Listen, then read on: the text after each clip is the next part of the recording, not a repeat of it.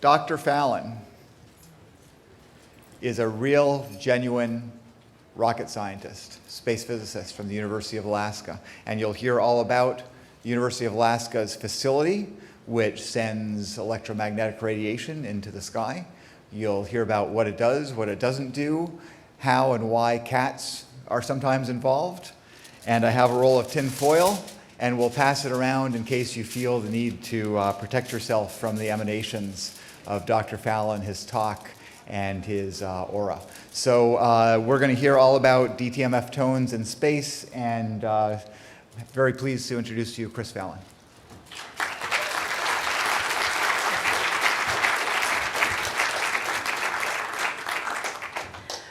Thank you, Greg. You're going to need more than that nice tinfoil hat to protect yourself from this talk. You'll probably need a tinfoil suit. And in Alaska, where it gets a little bit cold, we actually line our beanies, with foil. It's fashionable and functional. So I am the new chief scientist at HAARP, the 3.6 megawatt radio transmitter in Alaska that people tell a lot of stories about, that HAARP does a lot of interesting things, and this one is true, mostly. And this story begins with a poorly doctored internet picture of a giant cat sitting on a giant ionosphere heater. This ionosphere heater, beneath the cat, is known as HAARP. And in full disclosure, there's a reasonable chance that management made me the chief scientist of HAARP recently, in part to stop me from tweeting things like this. Otherwise, I'm free to talk about just about anything. I just can't tweet stuff like this anymore. And if you're a relatively normal person and you hear the word HAARP, then it usually means one of a few things. The HAARP with one A, it could mean a musical instrument, it could mean Irish beer, or it could mean subsidized home refinancing programs. And if you're over 50, and I know there's a few people over 50 here, then maybe you heard AARP, AARP, which provides resources to cope with aging. But if you've heard of HAARP, the kind with an H and two A's, and an R and a P, then it usually means you're a fan in one form or another of conspiracy theories. HAARP is, of course, the high-frequency active auroral research program, the Giant's 3.6 megawatt, or gigawatt, depending on how you count those watts. Radio transmitter with a 40-acre phased array antenna consisting of 180 cross dipole 180 cross dipole antennas or 360 dipoles, and every year, about next month, we have people visit the facility like you see on the screen, except for Eva there. She just walks around her home like that, unusual. She's a friend of mine. I don't quite know what's up with that. So a simple web search, if you just put this into Google or wherever, it says that HAARP is a tool of the Illuminati or the global military industrial establishment for mass mind control, triggering of precision targeted earthquakes, hurricanes, and floods, and a sprayer of chemtrails, whatever those are. And oral legend in Alaska, this is traditional stuff, even says that HAARP can make the local caribou walk backwards in circles. And here I am about to reveal how HAARP is simply used for humble little science experiments, esoteric experiments, and a little bit of fun, but mostly just science experiments, and mostly boring ones, or difficult to explain, and mostly both. But to be honest, I never really know how to give talks like this because there's so much material to cover, and my first inclination is basically to go through each and every one of Maxwell's equations for electromagnetism, all 17 of them in their original formulation, one by one, and how those effects apply to electromagnetic waves and their effects on a weakly collision-dominated plasma in our upper atmosphere. It'll take all night, approximately, at which point we will be ready to begin discussing the plasma physics that makes HAARP more interesting than simply a giant radio. I've actually been discussing this particular slide for about 10 years now, and I'm happy to do so today for another 10. Or I could start by talking about the conspiracy theories. From the beginning. From the beginning.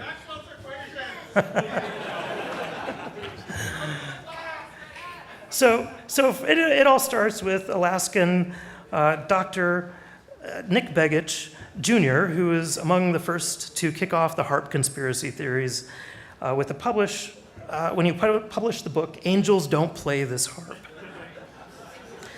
It's published in 1995, largely predating the modern popular web, right when I was graduating from high school. And if his name sounds a little bit familiar, it probably means you've spent some time in Alaska if you haven't heard of these conspiracy theories, since Nick Begich is the brother of former Anchorage mayor and former Alaska U.S. Senator, and now current Alaska candidate for Anchorage Governor, Mark Begich. Both are sons of Nick Begich Sr., who was elected to be the second ever Alaska U.S. House representative, and there is an entire story for that is appropriate for another conspiracy-based talk that I don't have time for. HAARP was constructed incrementally from 1993 through the collective work of the U.S. Air Force, the Navy, DARPA, and the University of Alaska Fairbanks. 2 years or so before the Angels book was first published, BAE, as you know, is the prime contractor. It completed the construction in 2007, shortly before I became involved with the project. And it was completed by way of three main stages of operation, basically growing the antenna array and the power generation facility in three operational stages. And in a wink, or perhaps a poke to Nick Begich, the five 3,600 horsepower diesel engines that supply the power to HAARP, 12.5 megawatts or so of electrical power, those are actually named Angel 1 through 5. So angels do play this particular HAARP, as a matter of fact. And incidentally, 12.5 megawatts, what does that mean? I don't know. But it's approximately enough to power 2,500 typical American homes. I mean, and this picture is, that you won't see many places, is one of the generators arriving at the facility during construction. And anyways, in 1994, about 1 year before publishing Angels Don't Play This HAARP, Nick Begich earned the title of doctor by the way of a PhD in traditional medicine from the Open International University for Complementary Medicines in Sri Lanka, perhaps, allegedly, the largest degree mill in the world. And he continues to make money and energize the conspiracy theories through media appearances that all lead back to his website here, where he sells books, DVDs, and dietary supplements. And normally I would not take this stuff too seriously. I'm kind of a fun guy. I would actually be rather entertained by this sort of self-promotion and nonsense, and generally I am, because free speech really is a wonderful thing. I mean, let's get down to it. Free speech is a wonderful thing, but also we must be responsible about it.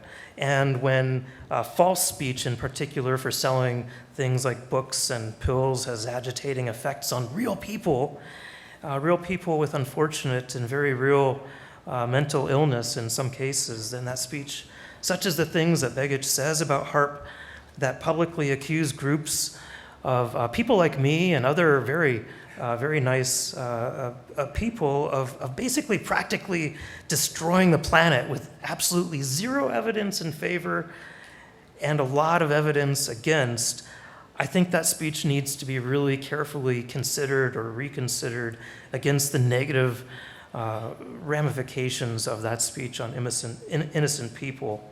And at the university, we actually keep a log of calls about HAARP, and many of these calls, if you listen to them or just read the logs, they are extremely disturbing. even threatening. They claim that HAARP is torturing them, to put it mildly, or causing various pains or ailments or things that we don't necessarily understand. And most of the times, HAARP is not operating at all, just not at all. And then there's this, which you may or may not have seen this news from back in October 2016. 2 men were arrested in Georgia with a carload of guns and meth. And their stated intention for why they were doing this operation was to blow up HAARP and release the souls trapped inside or something. And I jokingly said, well, the souls are not stored at HAARP. We actually launched them into space from Poker Flat, and that also got me into trouble with management. So my personal opinion, not that of my employer, is that Nick Begich, if he really believes what he tells people about HAARP, and I have reasons to believe that he doesn't, to tell me the frequency, power, and modulation that we should use for the mind control effects or any of the nefarious things that he accuses us of doing, and I'll find a way to run that experiment. Let's see if it actually works. Let's test this with science in some way, and I'll do that. And if he's not willing or able to do that, then I think he should find another way to sell his books and his nutritional pills. And that is in part why I'm here giving talks like this, attempting to provide some signal to the noise. And obviously this effort backfires on occasion, such as when I give an interview to the Russian media. And to be honest, I probably should have known better, or that there would be some sort of Russian translation irregularities that translated HAARP to some sort of general purpose climate weapon. It's like a Swiss Army knife of mass destruction. Maybe, they qualified it there, so that was kind of them. And fortunately, to a recent teleconference or a press conference in Finland with the American president and the Russian president, I really don't feel as bad about this as I used to. I have to thank them for that. But anyways, in all seriousness, as a scientist, I cannot disprove any of the conspiracy theories. I cannot prove what HAARP cannot do. That's just not possible. However, what is scientifically possible, if we're honest, intellectually honest about what science can do, is that I can say what HAARP can do and why we do it.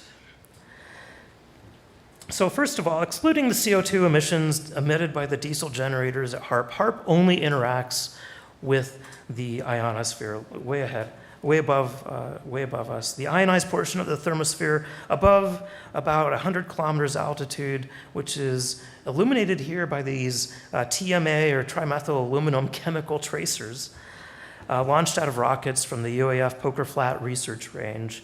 And yes, the University of Alaska Fairbanks owns not only the HAARP facility, but also a rocket range that launches rockets into space. And yes, I think we're still accepting applications for fall.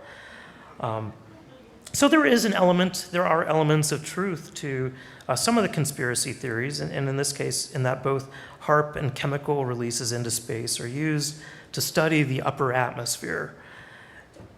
In fact, there are a few scientists that use both techniques, radio modification of the ionosphere with facilities such as HAARP and others, and those that blow stuff up in space and watch what it does, though almost never at the same time. And even though most of us would love to do that, I would love to do that. I only do the HAARP stuff. But rockets that blow stuff up in space and HAARP, that is awesome science, really sticking it to space. And by space, I mean the upper atmosphere, even though there's virtually nothing there. This is actually why facilities such as HAARP can do anything at all to the atmosphere. It's only in a very limited region directly above the facility, far above, and it barely exists at all. And this diagram, or mad scientist Google image search collage, illustrates the environment that we're working with. At the bottom of the image, we have the troposphere, where most of our real weather occurs, and where we fly. And when we fly commercial, we're usually at the top of the troposphere. In the stratosphere, and that's where we have our protective ozone layer. And near the top of the stratosphere is where Felix Baumgartner made his famous stratosphere jump on the 14th of October, 2012. And notice a few things about that picture. From that altitude, the Earth looks round, partially because of the camera lens used, but also because at that altitude, the Earth really does have some curvature and looks round. Also, the sky looks black, even though it's in the middle of the daytime. And if you watch the video on YouTube, there's plenty of them. Listen to the audio. There's ones where he has a microphone in his helmet, and listen to it, and there is no sound, at least for a while, until he's fallen quite a distance. The wind is probably blowing about 100 kilometers an hour at that altitude, about 50 miles an hour or so, and it's about 50 kilometers altitude, and you wouldn't even know it. I mean, the wind is really blowing. And keep that in mind next time, not to ruin the Martian for you, but because that's the atmospheric density on the surface of Mars. It's not that different from the top of the stratosphere. And so wind really doesn't do much at that density except deorbit spacecraft relatively quickly. Otherwise, you wouldn't know. And for all practical intents and purposes, at least from the point of view of somebody without a spacesuit, Mr. Baumgartner is really in space. And we have to more than double that altitude before we get to the scientist's definition of space, about 100 kilometers altitude, near the lower boundary of the Aurora, the approximate lowest altitude where HAARP can have any effect at all. And that's kind of where we try to do our VLF wave generation experiments. And we would have to double that altitude again to 200 kilometers to reach the point where low Earth orbit satellites hang out for a while, and where most HAARP experiments take place, or at least where most of mine take place, in empty space, or almost empty. For all of the 3.6 megawatts, megawatts, millions of watts of net radiated power at ground level focused into a beam that's about 5 to 20 degrees wide. And that results in an effective radiated power of hundreds of megawatts to a few gigawatts. The actual power density at the altitude where HAARP is doing its thing to the ionosphere is actually less than 25 milliwatts per square meter, and often less than 1 milliwatt per square meter. Thanks to the bane of anybody who needs to cover a large area with a wireless network like what we have here, RF power decreases with the square of the distance from the transmitter, and that inverse square law shows no mercy to HAARP. It's also bound by the laws of physics. But what does that mean in an absolute sense? Probably a few of us know. A few thousandths of a watt per square meter, is that important? Well, let's just say that the smartphone in all of our pockets, most of our pockets, that this can emit an entire watt per square meter, 1,000 times more per square meter, when held at arm's length, about a meter away. And so that means the electromagnetic flux through your brain is a nearly 1,000 times stronger than where HAARP is messing with the atmosphere. And if you talk about the HAARP waves that are bouncing back to Earth, they're another 1 billion or 10 times weaker than they reflect back to the ground, where they supposedly mess with minds. And so that's the problem with the inverse square law. And it's why, if I was a mad scientist that wanted to build a mind control machine, as Jesse Ventura accused us of doing, among others, Nick Begich also, I would never build something like HAARP. No, that would be the dumbest way to do it. Instead, I would build a large distributed network of devices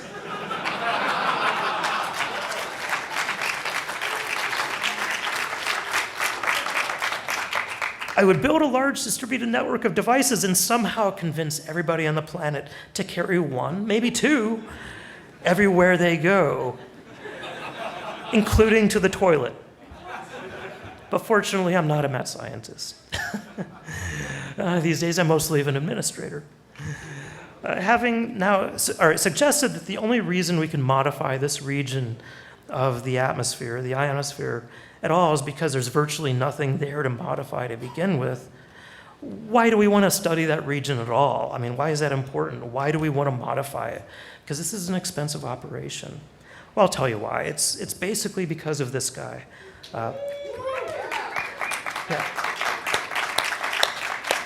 Nikola Tesla.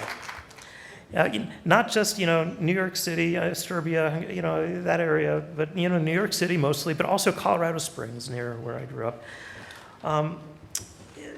HAARP is, after all, Tesla technology, which, is the same as what Begich says, and this time he's right.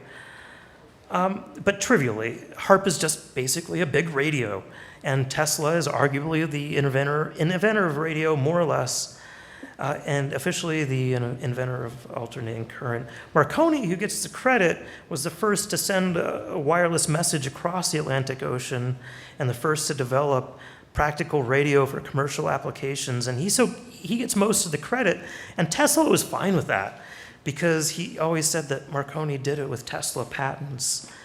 And incidentally, Tesla also patented the drone. Some of you know that. And this one is a submarine, an invention that he did pitch to the US Navy and War Departments as a device to end all wars. They weren't interested. They saw no future in either of those. So why do we care about the ionosphere? It's a space plasma, and space plasmas affect radio waves that we use for communication, navigation, and radar these days. This tenuous layer of the atmosphere is weakly ionized. That is, it's a small fraction of gas molecules or atoms that have positive charge and equal numbers with the free electrons, and that's why we call it a plasma, or in this case, a space plasma.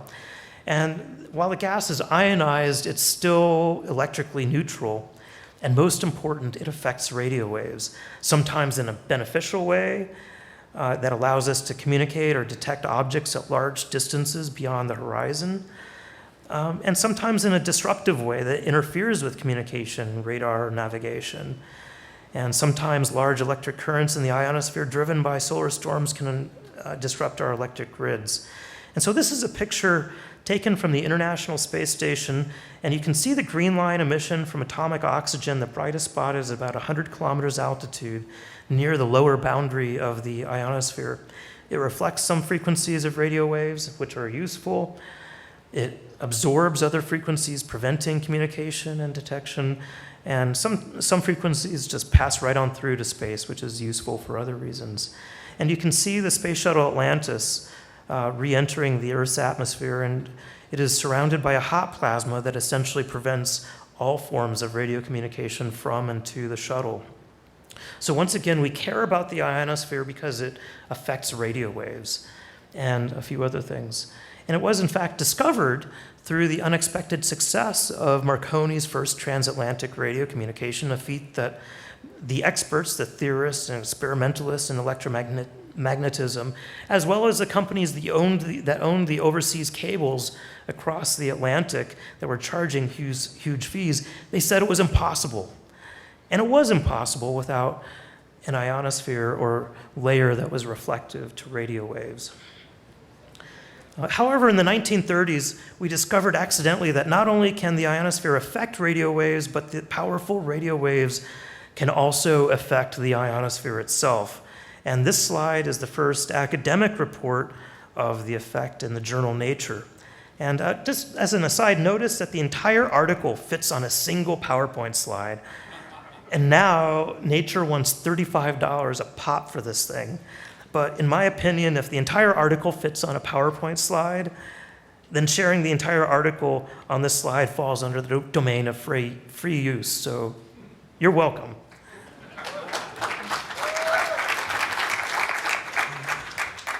And anyways, in 1933, home radio audiences in Holland listening to a distant radio station in Switzerland by way of the ionosphere reflection or refraction, they were really annoyed to hear the new and improved, more powerful Radio Luxembourg in between them that just came online, even though it was transmitting on an entirely different frequency. They were hearing both sets of programming, the one on the channel that their radios were tuned to, and also programming on an entirely different channel. And this was sort of a big deal at the time. The radio engineers at Luxembourg, they were beleaguered with complaints. They quickly ruled out equipment malfunction, particularly since the effect was not observed at all locations. Listeners near Radio Luxembourg could only hear its own programming when tuned to the proper frequency, but not at the frequency of other weaker stations. And in fact, there was somewhat of a geometric effect observed where Radio Luxembourg could be heard when radio waves from distant stations passed over Luxembourg at the midpoint before the receiving audience. And eventually the engineers concluded that the signals from Radio Luxembourg, powerful Radio Luxembourg, were being mixed in space. That is, the signals were mixed in the upper atmosphere, in the ionosphere. A powerful radio wave with amplitude modulation like AM radio that a few of us still listen to will impart some of that modulation on other amplitude modulated waves traversing through that same region in the ionosphere. And so this cross-modulation effect, or Luxembourg effect, is the first instance that humans actually modified the ionosphere or the upper atmosphere, albeit in a very small and annoying way that somewhat interfered with the enjoyment of radio commercials. The Platteville high power facility was built in the 70s. The Department of Commerce built it for modifying the ionosphere as a scientific instrument, and it began operation in 1970 near Platteville, Colorado, coincidentally near where I eventually grew up. It was a 2 megawatt transmitter with a frequency range of about 2.7 to 10 megahertz, essentially the same frequency range as HAARP. And with about 56% the net power, although the difference is that HAARP can focus that power into a much narrower beam with a higher power density. And Platteville is where the first so-called artificial aurora was created and measured, though at first only in the infrared. And it performed a number of other experiments that we continue to this day, including the creation of field-aligned plasma irregularities in the ionosphere. And these irregularities are actually important for a number of reasons. They affect radio communication and navigation, and they also occur naturally too, especially at high latitudes. And in fact, they're the main way that we can allow us to use high-frequency radars to get a very large coverage of the horizontal plasma winds in the ionosphere through like the SuperDARN network. And they're basically space plasma winds, and they're important for understanding geomagnetic storms. Some of the conspiracy theories say now that there are HAARPs all over the world, and that's also partially true. Several facilities were built following Platteville. The question marks on the slide indicate uncertainties have been expressed in one form or another about the future of the facility, and an X indicates that the facility has already been remediated. And these facilities include Arecibo, originally built as an ionosphere and space radar, also as a space telescope as well, and it had several heating facilities or devices. One of the first was located near, but not quite at, Arecibo, and it was destroyed by Hurricane Andrew shortly after construction. So eventually a new heating facility was constructed recently in the dish itself, sort of a reverse Cassegrain telescope in a way. And that was shortly before Hurricane Maria hit Arecibo and Puerto Rico, an event from which the facility and as you know, the island itself are still recovering. The incoherent scatter radar facilities, or IceCat, they have a large heating facility at Tromsø, Norway, and they also have a smaller heating facility had a smaller heating facility called Spear at the Svalbard archipelago. The Tromsø heater was unique in that it used 3 different antenna arrays, but only one at a time, and they were for different frequency ranges. And one of those antennas was destroyed by a storm in October 1985 and rebuilt several years later.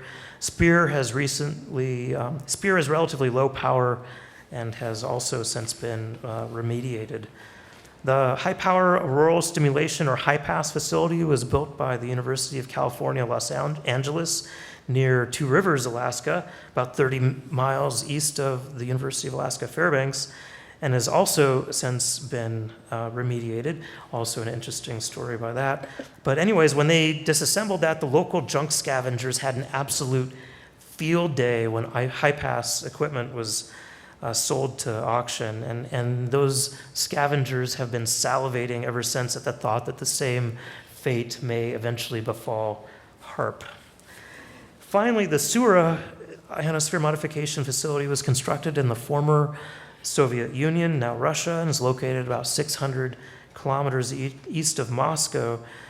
It is still in operation, and as I repeatedly told the Russian media, I would love to visit their so-called climate weapon facility someday. Those weren't the words I used, but I tried to emphasize that they have one too. They shouldn't keep picking on HAARP. So finally, that brings us to the HAARP array, the most powerful and exquisite radio modification facility in the world. We prefer the term observatory because the actual effects of ionosphere modification are basically imperceptible without very sensitive instruments to detect them. And near the center of the image, of course, is the 40-acre phased array antenna, and off to the left is the control and generator room. A UHF ionosphere radar, similar to but much smaller than the incoherent scatter radars located at Poker Flat, Alaska, is near the control room, a little bit above and to the right. It can detect plasma waves in the ionosphere stimulated by powerful HF radio waves from HAARP, and that was the fancy slide I showed at the beginning. The other science pads contain a number of instruments, including telescopes and ionosondes, sort of like a variable frequency radar in the HF band designed for measuring the underside ionosphere plasma density, VLF receivers, magnetometers, rheometers, and even seismometers. Now, the presence of seismometers at the HAARP site does not mean that HAARP is generating earthquakes, rather that Alaska is a great place to study earthquakes because we have them all the time. Literally, we have them all the time. And the HAARP facility is a great place to put scientific instruments because it has space, lots of space, also has power, internet, and technical support.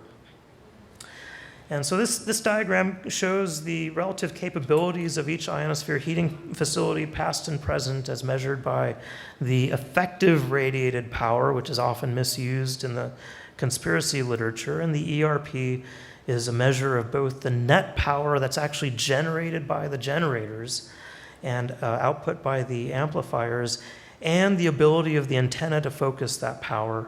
And the physical dimensions or the size of the antenna really determines how well the antenna can focus the radio waves at any given frequency. And since the net power from the generators and amplifiers at each facility is usually constant, the ERP generally varies with frequency in a way that depends on the antenna dimensions at each facility. But what makes HAARP unique is not that it's just the most powerful radio in the planet practically for this type of purpose. It's that it's also the most flexible. It can, for example, be split into two arrays of various shapes, each transmitting at different radio frequencies. The beam can steer in various directions or be reshaped in various ways. Each, and it can be changed about every 5 microseconds or so. So it can swing around really fast. The beam amplitude can be modulated with a sample rate of 200 kilohertz and frequency modulated within a similar range and operated in a CW or on-off fashion with pulses about as rapid. So these blurry photos, for which I apologize, are some of the actual screens at the HAARP control system, which runs a standard version of Red Hat Linux or GNU Linux. The main user interface is written in Java. Some of the lower level functions for sending commands to the signal generators and transmitters are written in C and FPGA stuff and whatnot.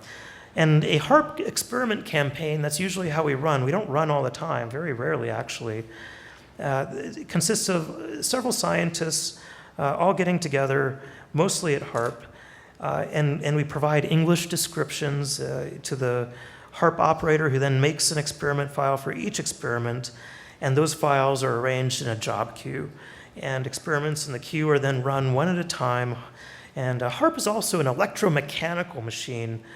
So every transmitter, all 360 of them for the 180 antenna towers, consists of large variable capacitors, inductors, and vacuum tubes that actually have to physically move when tuned to different frequencies, more than about 100 kilohertz, or 100 or 200 or so. And this process takes about 30 seconds, so there's about a 30-second gap of off time between experiments, and that's charged usually to the previous experiment in the queue. And incidentally, those vacuum tubes in all of those little white trailers that you might see at HAARP, and those inductors, they're about 2 feet tall. I mean, they're massive, so HAARP is really a serious distributed tube amplifier. So remember that when you're, have some music to play. So one of the displays, the one with the little green in the upper right, shows the current beam shape, and the colors represent two different types of wave polarization, O mode and X mode, basically right hand or left hand polarized. The beam can be steered approximately 30 degrees off the vertical without suffering severe grating lobes. And the two most common directions that people use are usually vertical, just straight up, or up the geomagnetic field line, or the magnetic zenith, which is about 15 degrees off the vertical ecocona and about 16 degrees off the geographic south. And the other screens sort of near the bottom there show the status of the array, with each box representing one antenna tower, and they frequently go offline. I mean, it's a large machine with a lot of elements, and things do sometimes go wrong. One of the many types of experiments often performed at HAARP and other ionospheric heating facilities are artificial air glow or artificial aurora experiments. And my former PhD thesis advisor hates the term artificial aurora. He hates it. And that's because the word aurora just sort of conjures the thoughts of giant luminescent arcs or curtains that fill the sky, while the artificial radio-induced aurora or air glow is more of a spot or a blob, perhaps 50 to 100 kilometers in dimension, with an apparent size about that of your thumbnail held at arm's length.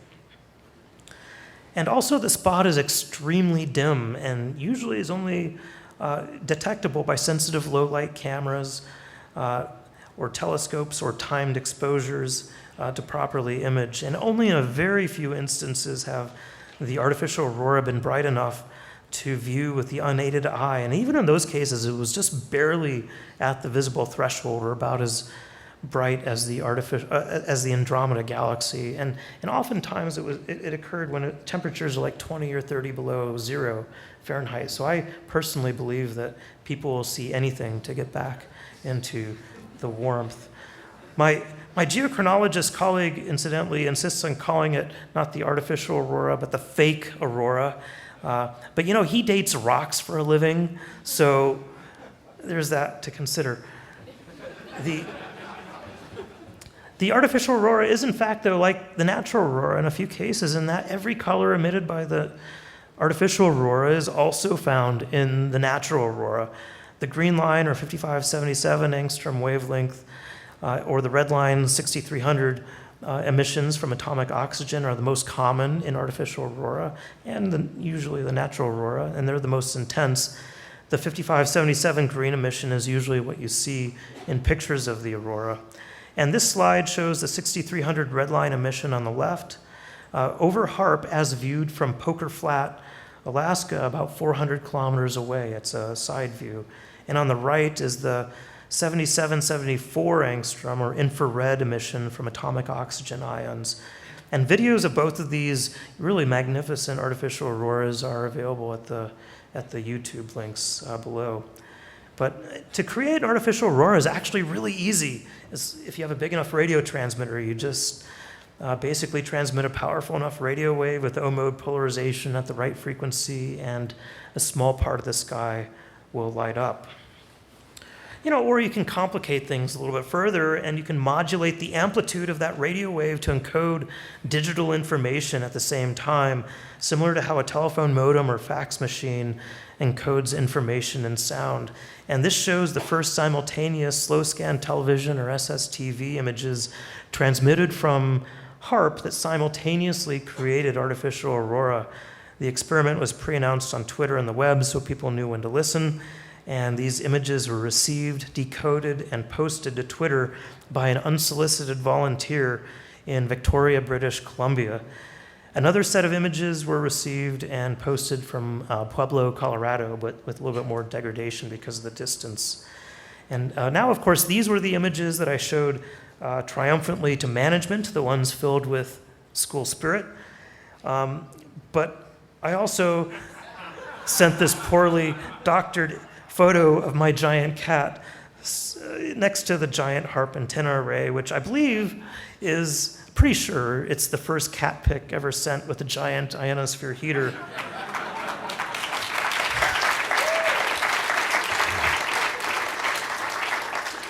And it was the first cat pic that generated an artificial aurora. Incidentally, I also sent a QR code for a private key to a Bitcoin wallet containing a millibitcoin, or about enough for a cup of coffee and a donut, even still to this day. And I'm not showing a picture of that for obvious reasons, because that cup of coffee and donut are still sitting unclaimed in the Bitcoin wallet. And so at this point, you might ask, what is the value of burning up 800 gallons of diesel fuel per hour to make a small part of the sky glow, even very faintly, while sending cat pics wirelessly all over the planet? And that's really a fair question. It's a difficult question to answer. In a short amount of time, I could do it eventually. Give me a moment. But the short answer is that we have an incomplete understanding of both the natural aurora and the artificial aurora. But they're clearly related. And so studying one helps us study the other, and vice versa. And there's also gaps in our understanding of the physical processes that convert electromagnetic wave energy from HAARP waves with wavelengths of 40 to 100 meters to optical energy emitted by atoms, molecules, and atoms with the scale size of angstroms. I mean, that's 12 orders of magnitude to cover with physics, and that's very difficult. It's also difficult to overestimate the importance to science of creating phenomena like aurora or field-aligned irregularities on demand. Instead of waiting around for them to occur naturally, and when they do, it usually occurs during really stormy conditions that create less than ideal, the complication just compounds, and it makes it very difficult to do good science. The last type of experiment I want to talk about is cross-modulation, or the Luxembourg effect, that started this entire radio modification to begin with. And again, cross-modulation is where a powerful radio wave passing through a plasma imparts its modulation on another radio wave, powerful or not, passing through the same plasma.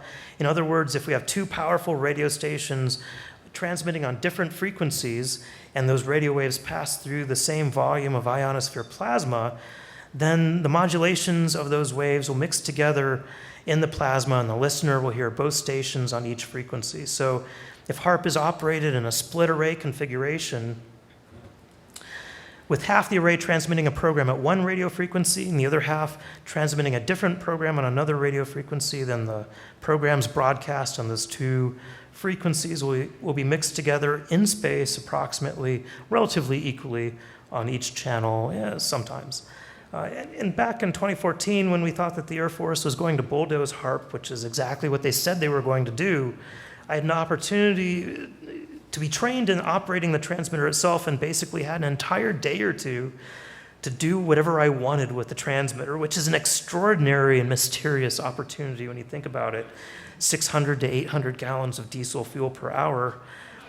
And I thought, wouldn't it be cool if we could reproduce the Luxembourg effect similar to how it occurred in the 1930s, apparent to anybody listening with a shortwave radio? I mean, scientists have been studying this stuff for years, but have only done so in scientifically relevant ways, that with sensitive instruments and whatnot. And they're boring, really.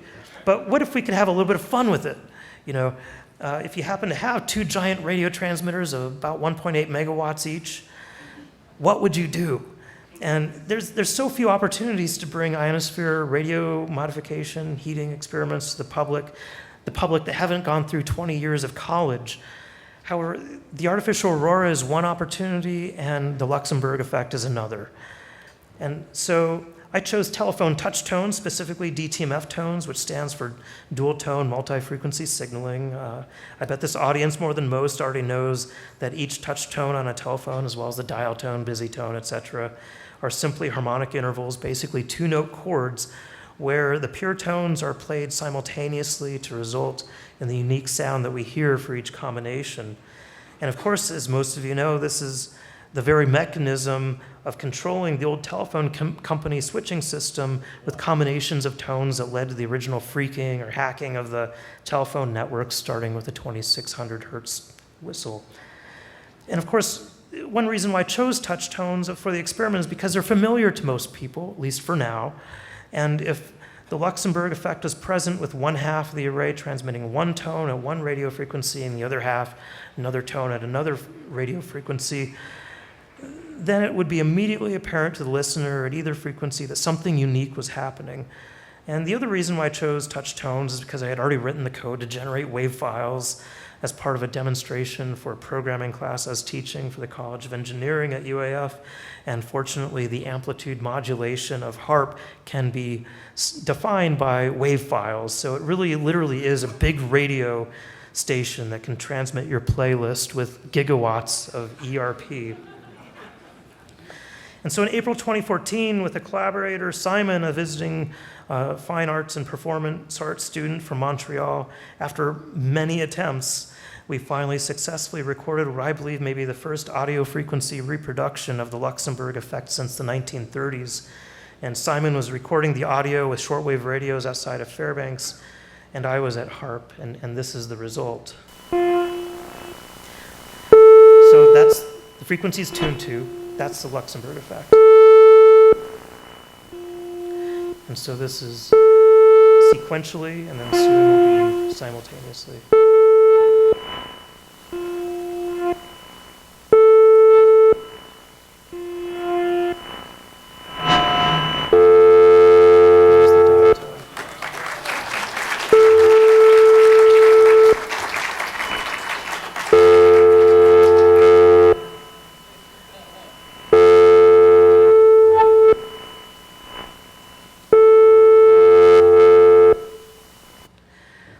Okay, well, so the students really did, and I was collaborating with other art students at the time, and they did great, and I thought, well, why don't we compose music to take advantage of this effect, have two independent tracks, they stood alone on their own, but if they're combined, they would create something unique, and so I asked the students to do this, and they did great, and they composed a very abstract, difficult piece of modern jazz, technically two pieces, that we actually did transmit, but good luck distinguishing any Luxembourg effect from that.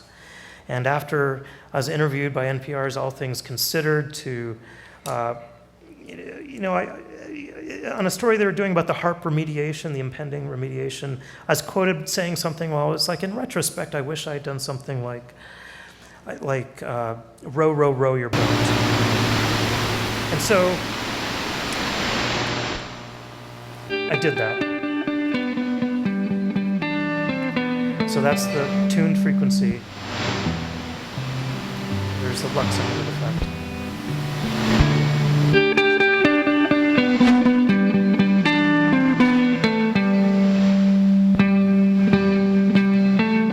And it goes on from there. And I've provided the YouTube links so you can listen to these offline or online.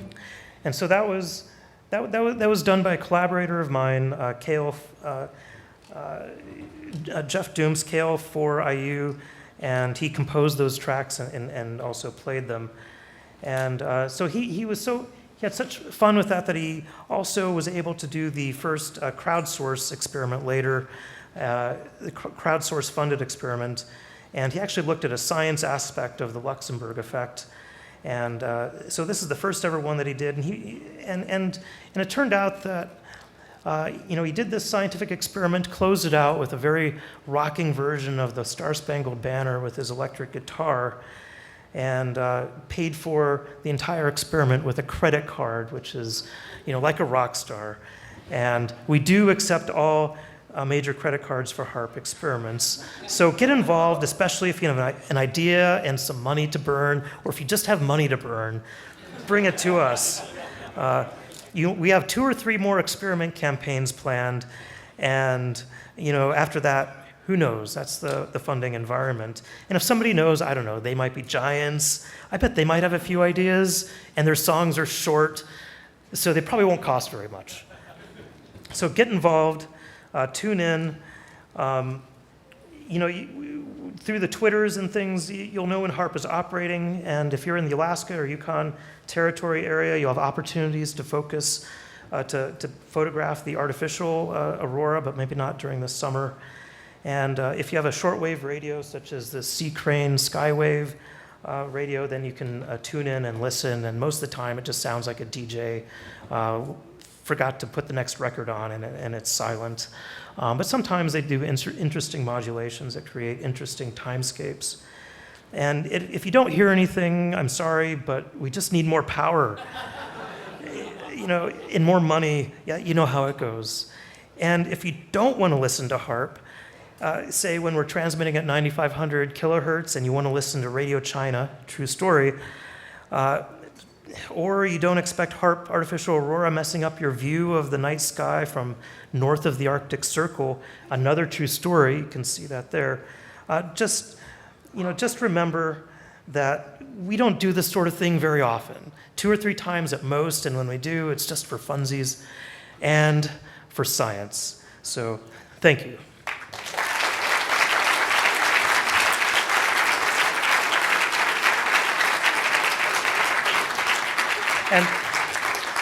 And I almost forgot, come to the open house next month, August 25th, if you're in the Alaska area. And we do have a campaign coming up very soon. I can't say that, but it's very soon. This summer, my next flight's to Florida, then Fairbanks, then Gacona. So website, it's all in the power. You'll have to review the video. Okay. And my Twitter, CT Fallon. I don't do it. Thank you.